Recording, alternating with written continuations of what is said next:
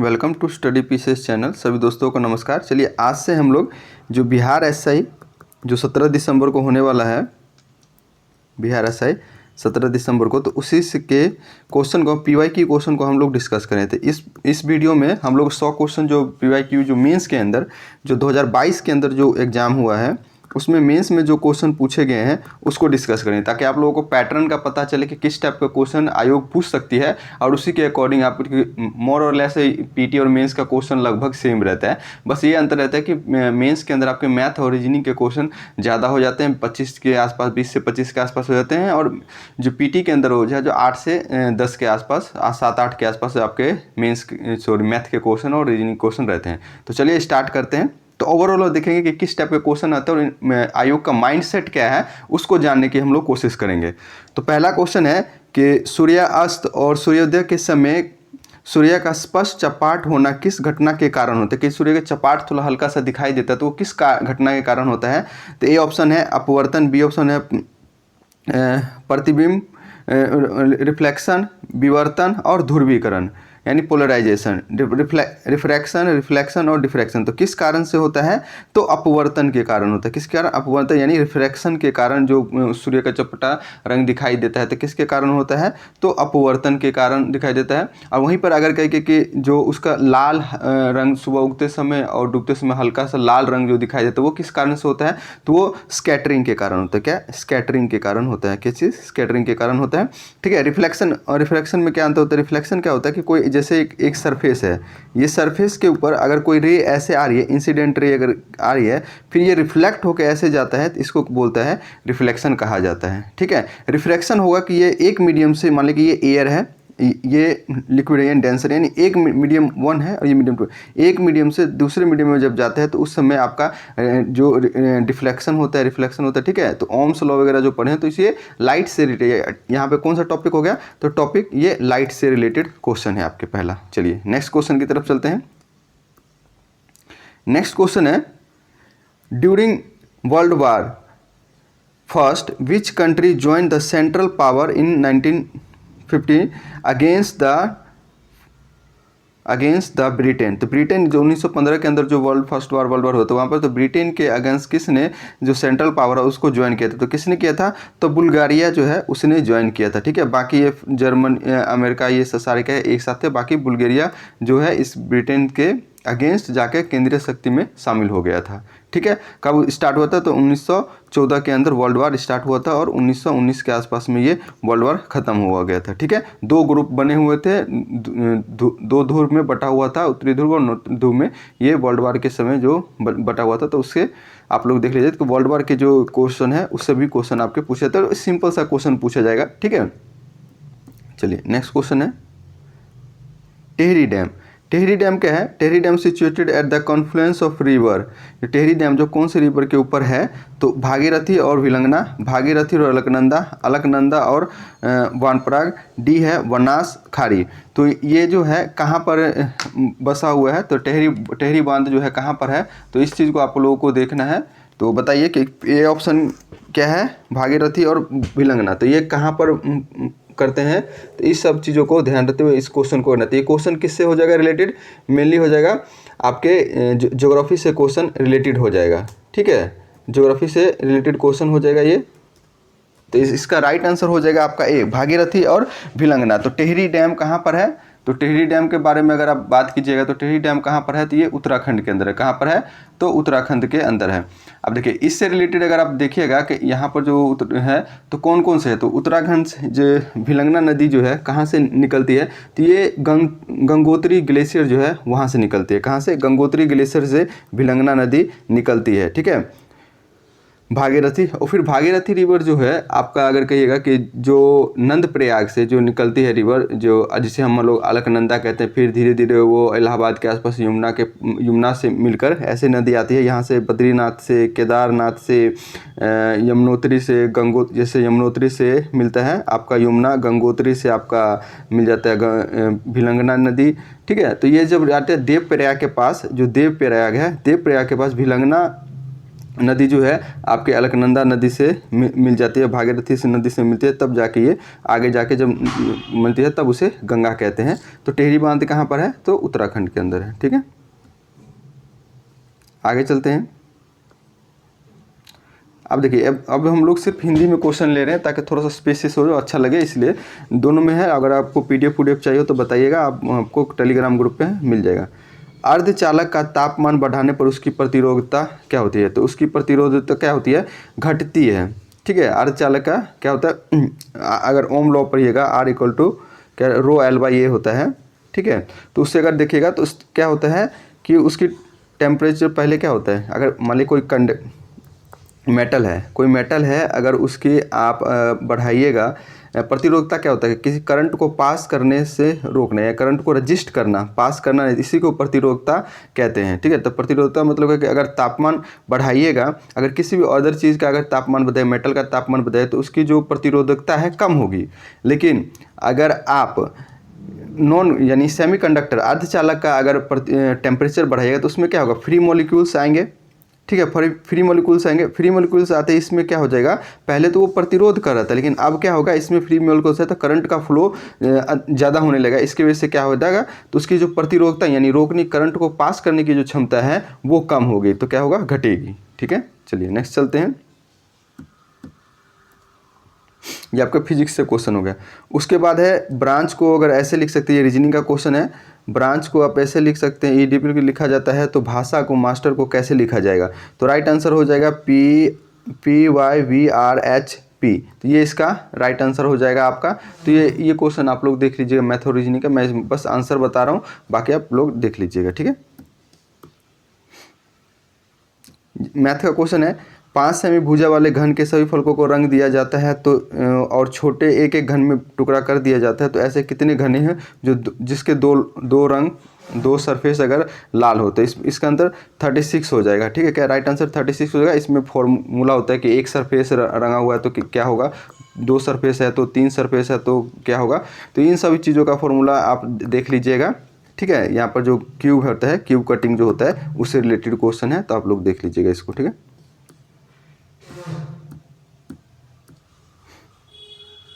निम्नलिखित में से कौन सी संख्या सबसे छोटी है? तो क्या हो जाएगा? A 7/11 जो है सबसे छोटी है। ठीक है,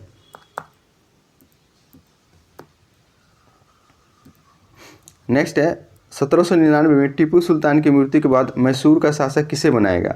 1799 में टिप्पू सुल्तान की मृत्यु हो गई थी कौन से? तो 4th एंग्लो वॉर में। क्या? 4th एंग्लो वॉर के अंदर इनकी मृत्यु हो गई थी। ठीक है, 1799 के अंदर। तब जाके यहाँ पे जो शासक कौन बना था तो उसके बारे में आप जानिएगा।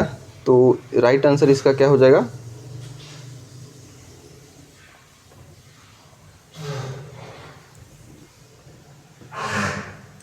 राइट आंसर इसका हो जाएगा आपका जो कृष्णराज थर्ड थे वो बने थे। कौन बने थे? कृष्णराज थर्ड।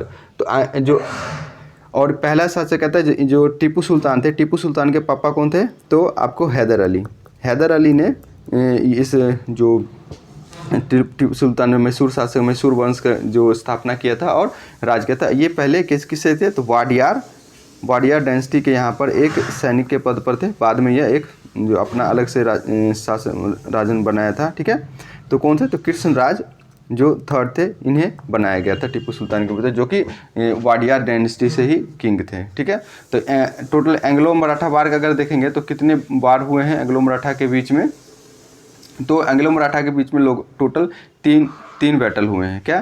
3 बैटल हुए हैं मेन में। अगर फर्स्ट बैटल अगर कहिएगा तो कब हुआ था?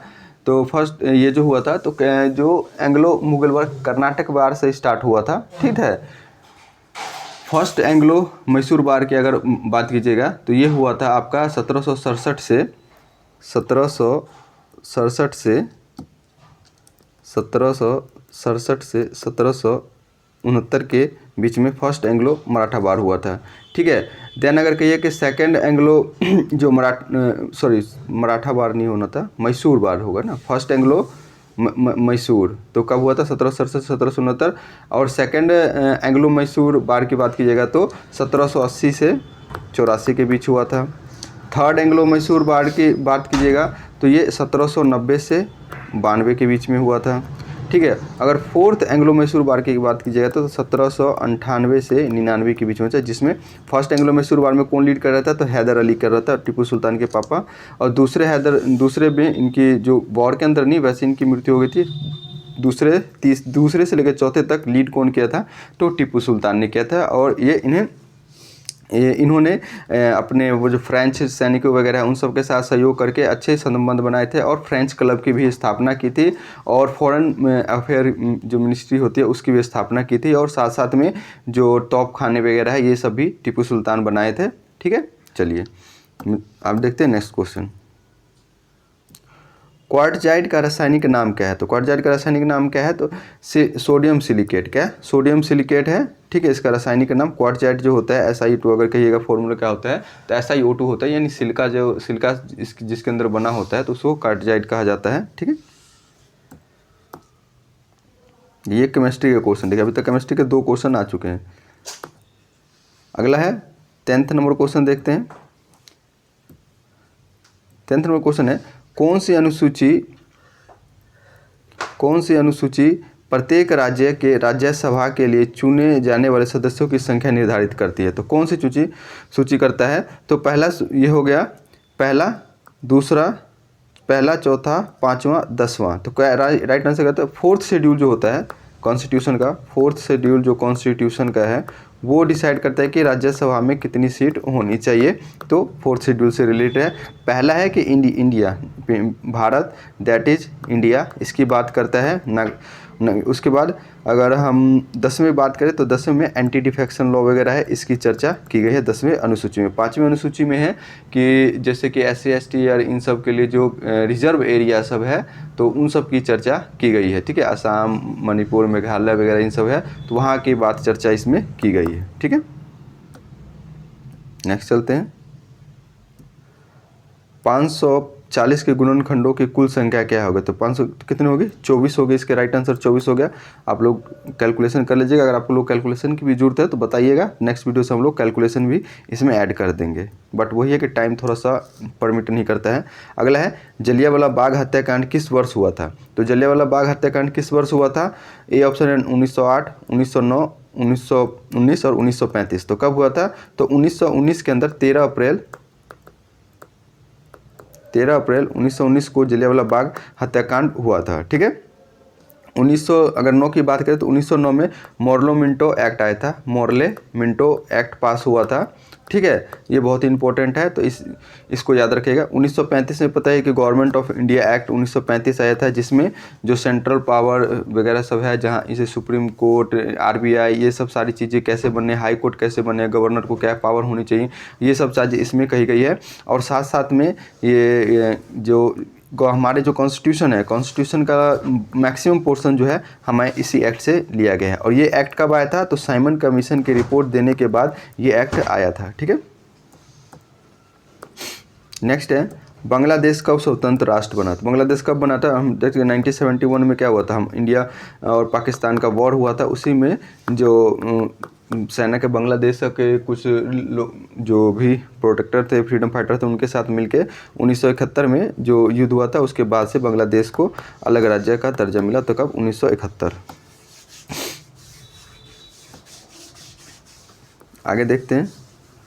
अगला है, निम्नलिखित में से किस में चांदी नहीं है, यानी कि सिल्वर नहीं है, तो किस में नहीं है, तो जर्मन सिल्वर के अंदर, इसको कहते हैं जर्मन, गलत लिखा हुआ है, जर्मन सिल्वर। जर्मन सिल्वर के अंदर सिल्वर नहीं होता है। ठीक है, चलिए केमिस्ट्री से भी क्वेश्चन देखिए अच्छे खासे आ रहे हैं। अभी तक 4 क्वेश्चन देख लिए हम लोग। आगे 15वां, निम्नलिखित में से कौन सा एंजाइम मानव शरीर में स्टार्च के पाचन से जुड़ा है, तो स्टार्च के पाचन के लिए क्या होता है, तो अमाइलेज। क्या होता है, अमाइलेज का प्रयोग करते हैं। किसका, अमाइलेज का यूज करता है। पैप्सिन क्या होता है, लाइपेज क्या होता है, इंसुलिन क्या होता है। इंसुलिन एक हार्मोन होता है। इंसुलिन क्या होता है, इंसुलिन एक हार्मोन है जो कि आपके जो ब्लड वगैरह जो होता है, इंसुलिन, शुगर वगैरह, इन सबको मेंटेन करने के लिए काम आता है। ठीक है, तो ये आपका राइट आंसर हो गया, एमाइलेज। ठीक है, नेक्स्ट है, मैं अभी बस बता रहा हूँ आपको किस टाइप के क्वेश्चन पूछे जाते हैं और किस लेवल के क्वेश्चन पूछे जाते हैं, इसलिए ज़्यादा डिटेल डिस्कशन नहीं कर रहा हूँ। इन फर्दर वीडियो में मैं आपको अच्छे से डिटेल डिस्कशन भी करूँगा। ठीक है, अगला है राजा के एक शर्ट खरीदने पर इतने रुपये 20% पर जब 25% का छूट जाए तो पहले शर्ट की कीमत क्या थी। तो मैथ के क्वेश्चन है तो क्या है, बी इसका राइट आंसर होगा 802 रुपये। ठीक है, तो मैथ के क्वेश्चन भी देखिए कि इसी लेवल का पीटी के अंदर भी क्वेश्चन पूछा जाता है। ठीक है, ये भी मैथ से रिलेटेड क्वेश्चन है, तो राइट आंसर इसका सी है। ठीक है, आप लोग देख लीजिएगा, कोस थीटा टेन थीटा का फॉर्मूला ट्रिग्नोमेट्री का दे रखा है, बट ये बहुत डिफिकल्ट आसान घट फॉर्मूला जब तक याद नहीं होगा, हाइपरटेंशन क्या होता है, ये क्या होता है, तो उससे आप इस चीज़ को कवर कर सकते हैं। ठीक है, अगला है, हमारे देश में निम्नलिखित में से कौन सी गेहूं की अर्ध बोनी अधिक उपज देने वाली किस्म है। तो क्या है, विद्या जो है ये इसकी सबसे ज़्यादा देने वाली किस्म है धान की, गेहूं की। ठीक है, चलिए,